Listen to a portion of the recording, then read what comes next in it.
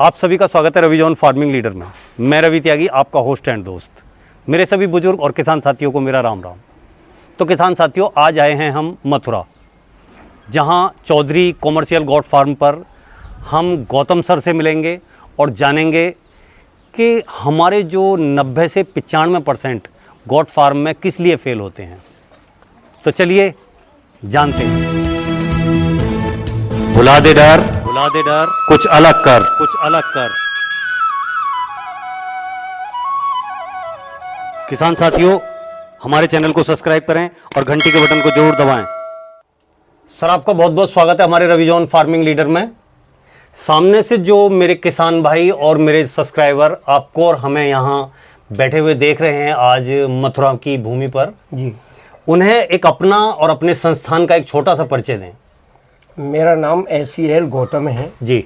मैं केंद्रीय बकरी अनुसंधान संस्थान मखदूम फरे मथुरा से रिटायर प्रसार शिक्षा अधिकारी हूँ जी। और केंद्रीय बकरी अनुसंधान संस्थान के निदेशक महोदय के आदेशानुसार जी मैं गौतम गोट ट्रेनिंग सेंटर मथुरा के नाम से बकरी पालकों के उस प्रशिक्षण को, जिसे मैं CIRG में देता था, सतत चालू किए हुए हूँ। पर हर माह एक बकरी पालन पर प्रशिक्षण कार्यक्रम का आयोजन करता हूं, जिससे हमारे बकरी पालकों के पास सटीक और सही जानकारी पहुंच सके और वो अपने बकरी पालन में बखूबी तरक्की कर सकें और देश के पशुधन के विकास में सहयोग दे सकें। तो सर, गौतम सर, बात ये है कि आज एक किसान एक वैज्ञानिक के साथ बैठा हुआ है जी। किसान होने के नाते मैं जो मतलब कमियां हैं गोट फार्मिंग की जी, हम उन पर बात करेंगे जी। अच्छाई पे हम बात नहीं करेंगे जी। मेन चीज क्या है सर कि आप वैज्ञानिक तरीके से उस बात को समझते हो, मैं प्रैक्टिकली समझता हूं कि भाई यहां कैसे हो गया और क्या हो गया जी।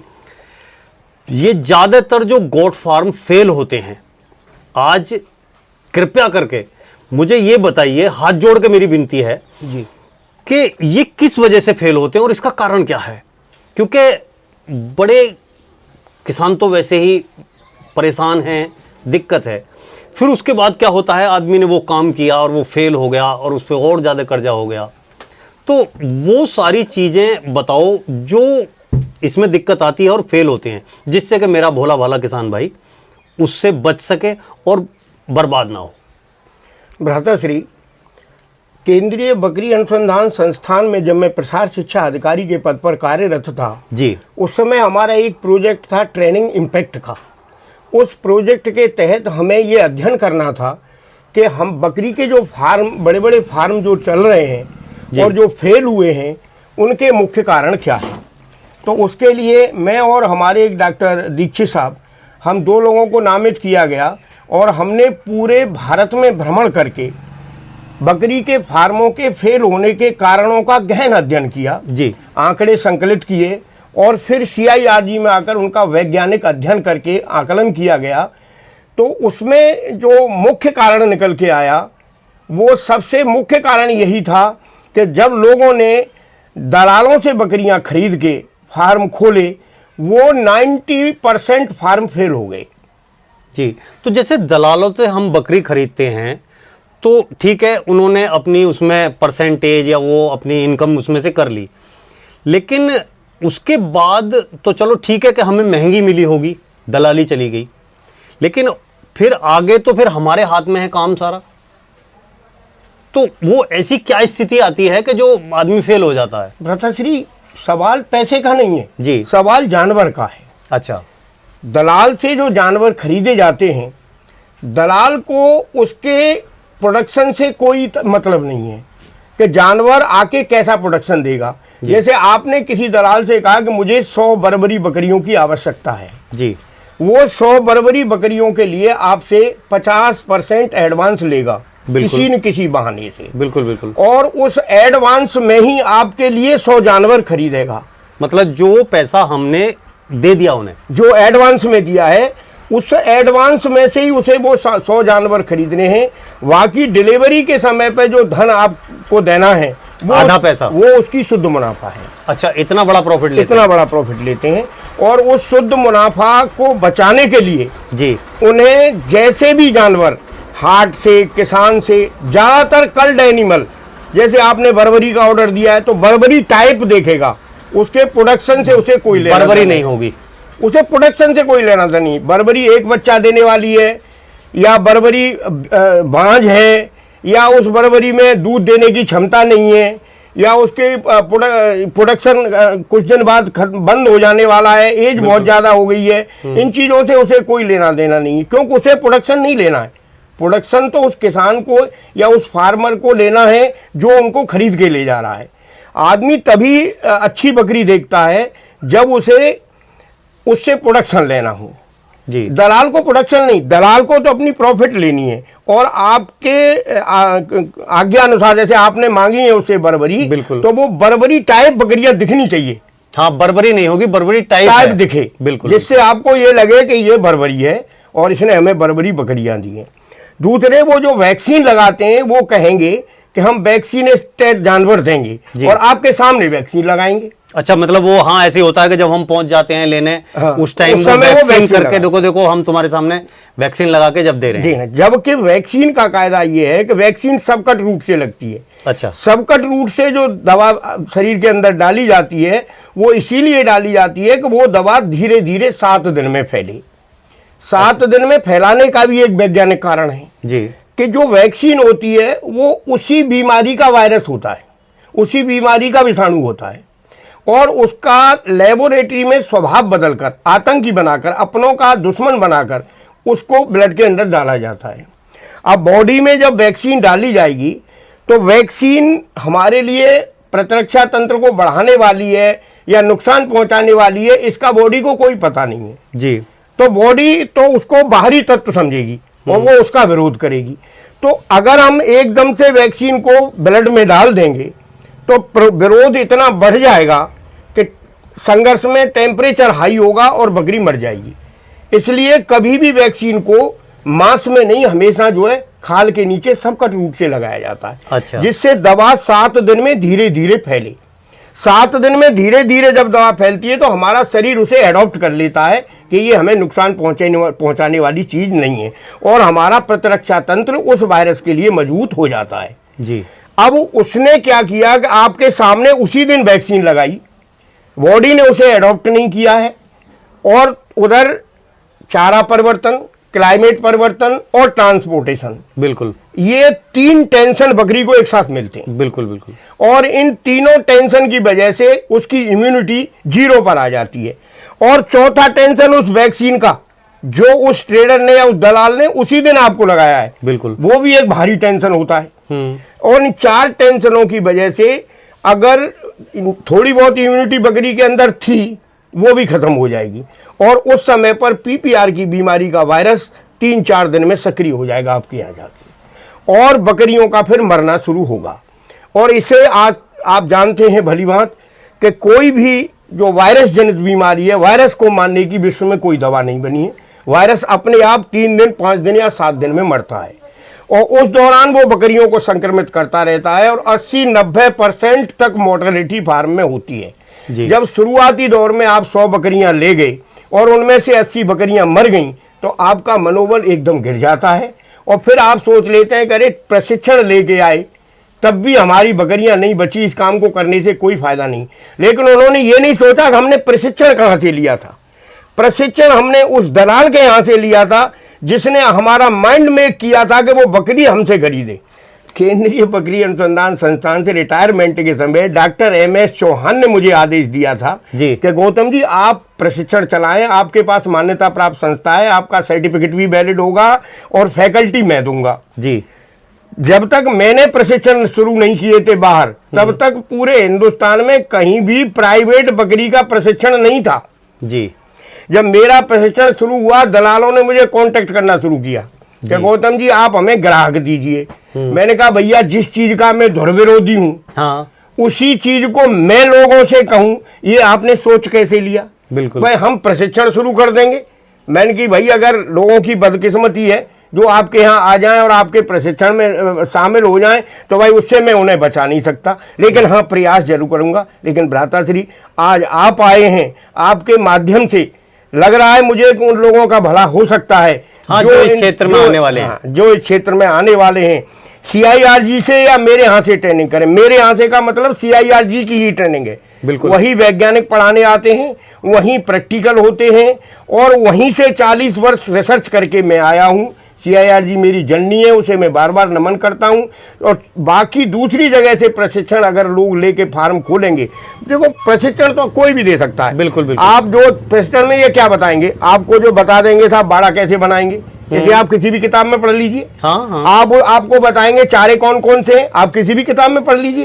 आपको बताएंगे कि साहब बीमारियां कौन कौन सी होती हैं, उनका क्या क्या इलाज है, 4 से जो एंटीबायोटिक याद कर रखी है और किताबों से पढ़ के उनको बता दिया। और बाकी उनका जो मुख्य उद्देश्य होता है वो होता है माइंड मेकअप करना कि बकरियां हमसे खरीदो, और वही मेन चीज वही है। और ट्रेनिंग में ये बताया जाता है सिर्फ और सिर्फ कि अच्छी ब्रीड हमारे यहाँ मिलेगी, और हिंदुस्तान में कहीं ब्रीड है ही नहीं है ही नहीं। जबकि CIRG और हम बताते हैं कि ब्रीड कोई अच्छी नहीं है, ब्रीड सभी है एक सम, अंतर अधिकन गोए, कम बच्चे जो दे अजा वो उतना भारी होए। वाह, हमने अपना हिसाब दे, अपनी देसी बकरी से अच्छी बकरी हिंदुस्तान में कोई बकरी नहीं है। बिल्कुल। अब मैं आपको एक बात सिद्ध करके बताता हूं भ्राताश्री, आपने ये बात छेड़ दी है तो, कि अपनी देसी बकरी मैं चैलेंज करके और वैज्ञानिक तथ्यों पर सिद्ध कर दूंगा कि बोर से कम आमदनी नहीं देती है। अच्छा। अगर उससे आमदनी आपको कैलकुलेशन करके बता दूंगा मैं, और ट्रेनिंग में समझाता हूं मैं अपने ट्रेनीज को कि अपनी जो देसी बकरी है, जो कोई जात नहीं है, बिल्कुल को जात है, लेकिन वो अच्छी होनी चाहिए। ट्रेनिंग के अंदर मैं समझाता हूं कि अच्छी बकरी क्या होती है, अच्छी बकरी की बाह्य और आंतरिक पहचान क्या है, आपको आनुवांशिकी में बकरी की में क्या देखना है, शरीर सौष्ठव में क्या देखना है। जब आप बाहरी और आंतरिक अच्छी बकरी की पहचान जान गए तो आपसे अच्छा खरीदार वो ट्रेडर कैसे हो सकता है। बिल्कुल बिल्कुल सही बात। जब आप बकरी को, चलती बकरी को बता दोगे देख के कि ये बकरी अच्छी है, अच्छी बकरी की पहचान है, बकरी का पीछे का हिस्सा भारी हो, पीठ में कर्व हो, पैर फैले हुए हों, आगे के पैर फैले हुए होंगे तो आगे लंग्स और हार्ट्स होते हैं, और लंग्स और हार्ट्स के लिए ज्यादा जगह मिलेगी तो वो मजबूत होंगे, मजबूत होंगे तो उसकी इम्यूनिटी ज्यादा होगी, लोगों से लड़ने की ताकत ज्यादा होगी। पीछे का हिस्सा भारी होगा, पैर खुले हुए होंगे तो पीछे क्या गर्भाशय होता है, गर्भाशय को फैलने के लिए ज्यादा जगह मिलेगी तो बच्चे ज्यादा देगी और बच्चे स्वस्थ देगी। उसका जो अडल है, हाँ, अडर क्वालिटी जब फैली हुई जगह हुई तो वो बड़ा होगा, और अडल अगर खुला हुआ है तो समझ लो दूध ज्यादा देगी, दूध ज्यादा देगी तो वो बच्चे भी ज्यादा देगी। बिल्कुल, ये सिद्धांत है कि परमात्मा मुंह पीछे बनाता है, दूध पहले बनाता है। बिल्कुल। तो हमेशा जो है, जब आप अच्छी बकरी, देसी बकरी भी 3-3, 4-4 बच्चे देती है। आप मान लीजिए एक बोर बकरी खरीद के लाए 50,000 की, 50,000 की बकरी जो पहली बार में आपको बच्चा देगी वो मीट के रेट में ही जाएगा, और ज्यादा ज्यादा 1 कुंटल का होगा, अधिक से अधिक 1 कुंटल का होगा। बिल्कुल। 50,000 में आप देसी बकरियां खरीद लाएंगे कम से कम 10, 5,000 से ज्यादा नहीं आएगी, और 10 बकरियों से कम 15 बच्चे आपको मिल जाएंगे। ठीक है ना, वो 15 बच्चों का वजन और उसे एक बच्चे का वजन कभी मुकाबला नहीं कर सकता उसका। हाँ, अगर 30 किलो भी पकड़ के चलें। हाँ, और लेकिन अगर आपने एक काम और कर लिया कि वो देसी बड़ी बड़ी बकरियां, अच्छी बकरियां जो आपने 10-15 खरीदी थी 50,000 में, उसके लिए एक बोर का बकरा ले आए आप।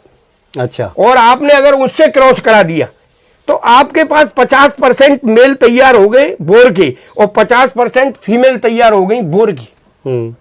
आप मेल को सेल करिए, बढ़िया रेटों में जाएंगे, बढ़िया वजन के होंगे, क्योंकि 50% उनमें बोर का अंश है।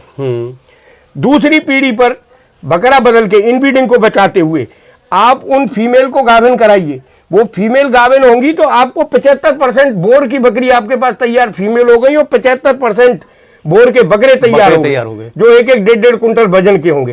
अब आप बताइए, आपकी देसी बकरी ने ज्यादा फायदा दिया कि शुरुआत में आप ट्रेडर से बोर लाए उसने ज्यादा फायदा दिया? देसी बकरी ने फायदा दिया। फिर क्यों भाई, क्यों आप बाहर से बकरी खरीद के लाएंगे? अपनी देसी, अरे जात को कुजात को जात बनाओ। अरे जात तो जात है ही। बिल्कुल बिल्कुल। और यही हमारे CIRG का उद्देश्य और यही हमारे भारत सरकार का उद्देश्य है CIRG को चलाने का जी, कि नस्ल सुधार कर हम कुजात को जात बनाएं। अरे जात से जात तो पैदा हो ही रही है। बिल्कुल बिल्कुल, समझे? उसमें आप कौन सी तीर मार रहे हैं? हाँ। 3000 की बकरी से अगर 50,000 की बकरी पैदा कर रहे हैं आप, तब तो आप देश का भी हित कर रहे हैं, अपना भी हित कर रहे हैं। बिल्कुल। और अगर आप 50,000 की बकरी से 50,000 की बकरी और बच्चे पैदा कर रहे हो तो उसमें आप कोई बड़ी बात नहीं कर रहे। बड़ी बात नहीं कर रहे, बिल्कुल। तो आप बकरियां कहीं, मैं कहता हूं कि बकरी का फार्म आपका कभी फेल नहीं होगा यदि आपने अपने इलाके की लोकल अच्छी बकरियां खरीदी, क्योंकि वो वहां के क्लाइमेट में है, वहां वो के मौसम में है। उसका कारण है वहीं के क्लाइमेट में है। न कोई चारे का परिवर्तन है, न कोई क्लाइमेट का परिवर्तन है, न कोई ट्रांसपोर्टेशन का टेंशन है और न कोई वैक्सीन का टेंशन है।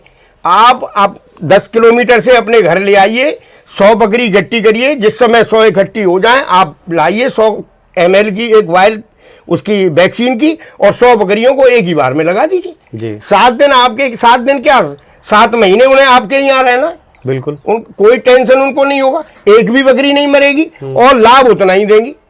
भाई मान लीजिए आप राजस्थान से सिरोही खरीद के ला रहे हैं, सिरोही खरीद के आप सिरोही के बच्चों को, मेल को बेचेंगे, फीमेल को रखेंगे।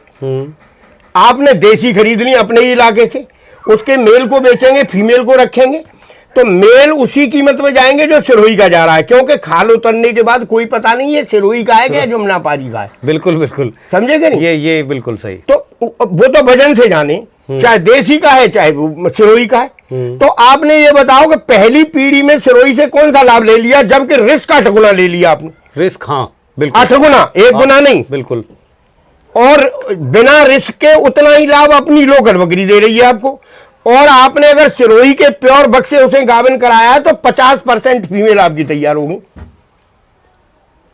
उन 50% को फिर सिरोही से करा दिया, 75-80% सिरोही आपके पास तैयार होगी। और आजकल आप चले जाओ, उसके बाद में अगर हमने कहा फिर 100% और 75-80 से ज्यादा तुम्हें कहीं मिलेंगी भी नहीं आज की तारीख। ये भी बात है, हाँ प्योर नहीं वो मिलेगी, प्योर ही हैगी। हाँ। और दो पीढ़ी पे प्योर ही, दलालों की प्योर तो हो गई, हाँ, और अपनी प्योर करनी है तो तीसरी बार और करा दो। तीसरी बार को अच्छा, वो 3 कारखाने आपके चालू हैं, देसी से 50%, 50% से 75%, 75% से 100%, 6 साल तक लगातार 3 क्रम चालू। और आप बोर है तो बोर के सप्लायर बन सकते हो, सिरोही है तो सिरोही के सप्लायर बन सकते हो, जमुना पारी है तो जमुना पारी के सप्लायर बन सकते हो, मात्र 3 साल के अंदर। और वो बकरी होगी आपकी जो बाहर से, हाट से या किसानों से खरीद के लाओगे, वहां से मिलेगी वो 5,000 में, आपके फार्म से वो 25,000 में बिकेगी, क्योंकि आप उसकी आनुवंशिकी पे भी ध्यान देंगे। बिल्कुल बिल्कुल। आप उन्हीं बकरियों को रखेंगे जो बकरी 2 या 3 बच्चे देती हैं। एक बच्चा देने वाली आनुवंशिकी की बकरी को आप निकाल देंगे। ब्रीडर भी आप वही रखेंगे जो अपनी माँ के 3 बच्चों या 4 बच्चों के साथ पैदा हुआ हो। बिल्कुल बिल्कुल। कभी कभी स्थिति ऐसी बन जाती है भ्राता श्री के, एक हमारे पास 50 बकरियां हैं, 50 बकरियों की किडिंग हुई, उनमें से 10 बकरियों ने 3-3 बच्चे दे दिए। अब हमको क्या करना है, हमें देखना है कि इनमें से हमें ब्रीडर तो रखने ही। हाँ भाई, जो जिनकी आनुवंशिकी अच्छी है, जो 3 या 4 बच्चे देती हैं बकरियां, उनके मेल को हमेशा ब्रीडर रखो, कभी उनको कास्टेट मत कराओ, क्योंकि वो वंश को बढ़ाएंगे और 3 बच्चे पैदा करने वाले बच्चे पैदा करेंगे। तो अब उनमें से हमें मान लीजिए 5 ब्रीडर रखने और हमारे पास 15 बकरे हैं, तो उनमें हर महीने वजन तोल कर देखना है हमें, और जिन 5 बच्चों का ग्रोथ रेट ज्यादा है, अच्छा, उनको रखना है। यानी आनुवंशिकी भी अच्छी है, माँ बच्चे भी ज्यादा देती है, माँ के बॉडी वेट ज्यादा था और ग्रोथ रेट भी जिसका ज्यादा है वो अच्छा बकरा होता है। एक स्वस्थ बकरा अगर अपनी माँ के अकेला पैदा हुआ है, वो ब्रीडिंग के लिए 2 कौड़ी का बकरा नहीं है, क्या कितनी भी बड़ी चमक हो। दलाल क्या करेगा, दलाल ने तो 25,000 में बकरा देना है आपको, वो तो सिंगल बकरा होगा, वही तंगड़ा होगा, क्यों, अपनी माँ का अकेला दूध पिया है उसने, और उसके 4 बच्चों ने पिया है, तो वो इतने तंगड़े कहां से हो जाएंगे। तो वो 4 बच्चों वाले को लाएगा ही नहीं, वो तो उसको लाएगा जिसे आप देख के खुश हो जाएं। भाई 25,000 गए पर वाह बकरा क्या है।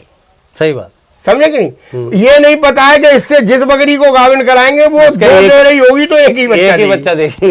ये सही कहा आपने। तो ये प्रोडक्शन को डाउन करना होता है। तो हम CIRG में जो हमारी ट्रेनिंग है वो दलालों से बिल्कुल अलग है। तो गौतम सर, जैसा कि आपने बताया कि ट्रेनिंग आप जो है करा रहे हैं, तो अगर कोई किसान भाई गोट फार्मिंग की ट्रेनिंग करना चाहे तो उसे क्या करना पड़ेगा और कहाँ कांटेक्ट किस तरीके से करने पड़ेंगे? भ्राताश्री, मेरा जो प्रशिक्षण कार्यक्रम है वो केंद्रीय बकरी अनुसंधान संस्थान के वैज्ञानिकों द्वारा संचालित है जी। वहीं प्रैक्टिकल होते हैं, वहीं के वैज्ञानिक यहाँ पढ़ाने आते हैं। मथुरा में ओमशिप पैलेस में हर महीने इस कार्यक्रम का आयोजन होता है। इसमें अप्लाई करने का भी बड़ा सरल ढंग है। CIRG में जो कॉम्प्लिकेशंस थे वो मैंने ख़त्म कर दिए। वहाँ 7 दिन का प्रशिक्षण होता था, उसको 3 दिन में बदल दिया, क्योंकि वहाँ 1 दिन इनॉर्गेशन में, 1 दिन समापन समारोह में, 1 दिन रविवार का छुट्टी में और 1 दिन टेस्ट लेने में, वहाँ 4 दिन लोगों के व्यर्थ जाते थे। वो हमारे तो काम के थे, क्योंकि हमें अधिकारियों को बुलाना, इनॉर्गेशन कराना, समापन में अधिकारी बुलाना, नेता बुलाना, भाषण कराना, हमारे तो काम के थे, हमारा प्रोटोकॉल था। लेकिन वो किसान के लिए बिल्कुल व्यर्थ समय था, तो वो मैंने उसे काट दिया। मैं 3 दिन के अंदर इस प्रशिक्षण को कराता हूँ। प्रातः 9 बजे से लेकर रात के 8 बजे तक क्लास चलती हैं और इतनी रोचक क्लास होती है कि 8 बजे तक आदमी उठता नहीं है। जी। और हर महीने एक राष्ट्रीय कार्यक्रम का आयोजन होता है, जिसकी तारीख मैं वैज्ञानिकों से लेकर ही निश्चित करता हूँ कि कब वो फ्री हैं। और हर महीने एक राष्ट्रीय प्रशिक्षण कार्यक्रम होता है, जो अगले महीने में 10 से 12 अक्टूबर में होने जा रहा है, और नवंबर में 7 से 9 नवंबर में जिसका आयोजन होने जा रहा है गौतम कॉमर्शियल गोट ट्रेनिंग सेंटर मथुरा पे। जी। तो गौतम सर, जैसा कि आपने कहा ट्रेनिंग सेंटर, तो क्या आप उसके लिए कोई सर्टिफिकेट वगैरह भी आपकी संस्था प्रोवाइड कराती है? मेरी मान्यता प्राप्त संस्था है, और क्योंकि ये जो प्रशिक्षण है केंद्रीय बकरी अनुसंधान संस्थान के वैज्ञानिकों द्वारा है, इसलिए पूरे हिंदुस्तान में उस सर्टिफिकेट की मान्यता है। उस पर लोन मिलता है और लोगों ने खूब लोन लिया है। 3 वर्ष से लगातार बाहर चल रहा है, लोन में कोई प्रॉब्लम नहीं आती है, क्योंकि प्रशिक्षण भारत सरकार द्वारा मान्यता प्राप्त और केंद्रीय बकरी अनुसंधान संस्थान के वैज्ञानिकों द्वारा प्रशिक्षण है। और केंद्रीय बकरी अनुसंधान संस्थान के अतिरिक्त और कहीं प्रशिक्षण है ही नहीं जी। इसलिए अगर बकरी अनुसंधान का प्रशिक्षण मान्य नहीं है तो कौन सा प्रशिक्षण मान्य होगा? सही बात है जी। तो गौतम सर, आपने किसान भाइयों को इतनी अच्छी जानकारी दी और गोट फार्मिंग के वो बारीकी से नुक्ते बताए कि जिनकी हम कहीं भी उम्मीद नहीं कर सकते कि अगर ऐसा कोई साफ साफ बताएगा। उसके लिए आपका बहुत बहुत धन्यवाद। साथियों, ये वीडियो आपने देखी। अगर गौतम सर की बताई हुई बातें और मेरी की हुई कोशिश आपको अच्छी लगी हो तो वीडियो को लाइक करें, शेयर करें, चैनल को सब्सक्राइब करें और घंटी के बटन को जरूर दबाएं। ये वीडियो देखने के लिए आप सभी का बहुत बहुत धन्यवाद। मैं रवि त्यागी, रवि जॉन फार्मिंग लीडर से।